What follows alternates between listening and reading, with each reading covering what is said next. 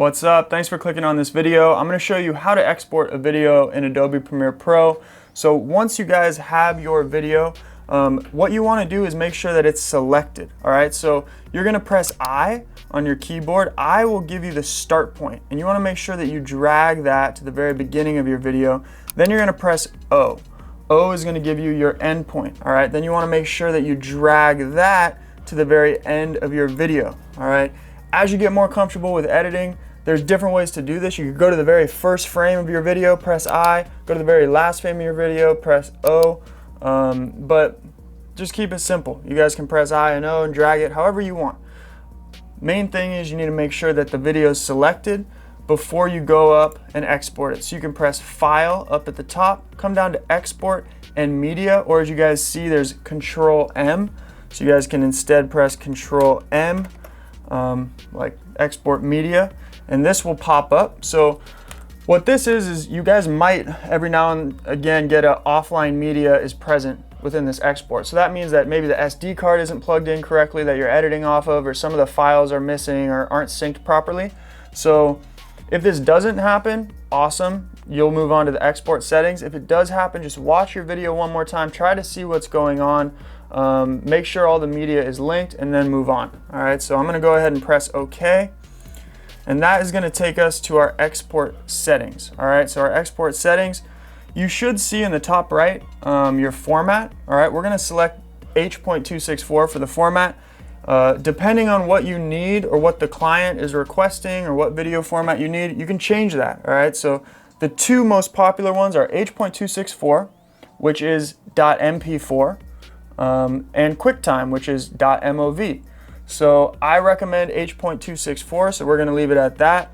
Your preset, you can select match source high bitrate. That is going to make sure that you're exporting the same sequence size as the video.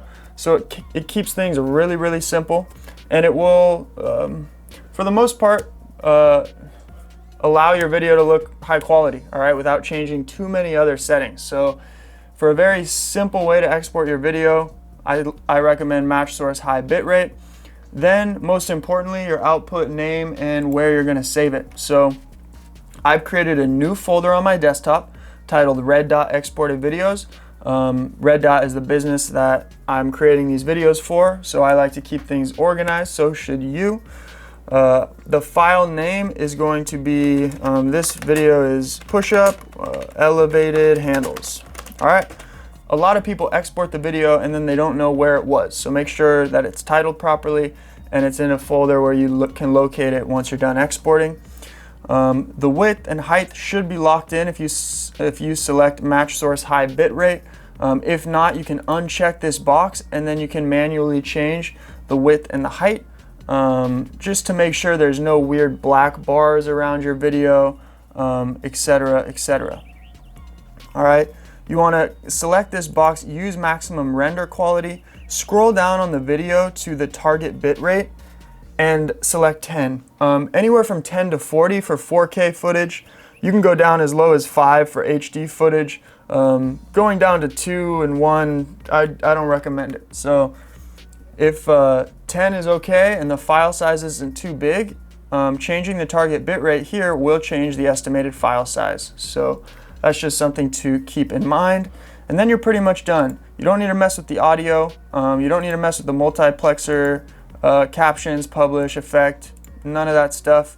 The main things are format, the preset. If you change anything, it's going to automatically change to custom, but you can keep it at match source high bitrate.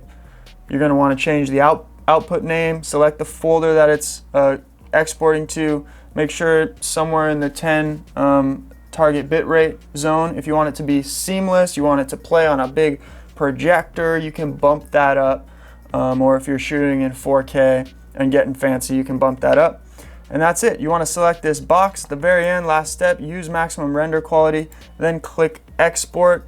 Wait for your video to export. That's going to depend again on your computer, how nice it is, RAM, that sort of stuff.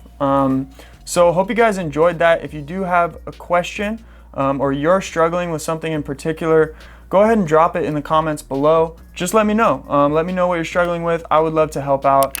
I've been doing this for a while, and now I'm just starting to make some of these tutorials so that I can show them to people, so that I can kind of grow my personal business, and hopefully it will help you guys out as well. This is working for us on a daily basis with clients. So I hope you really enjoyed. Thanks for watching this far.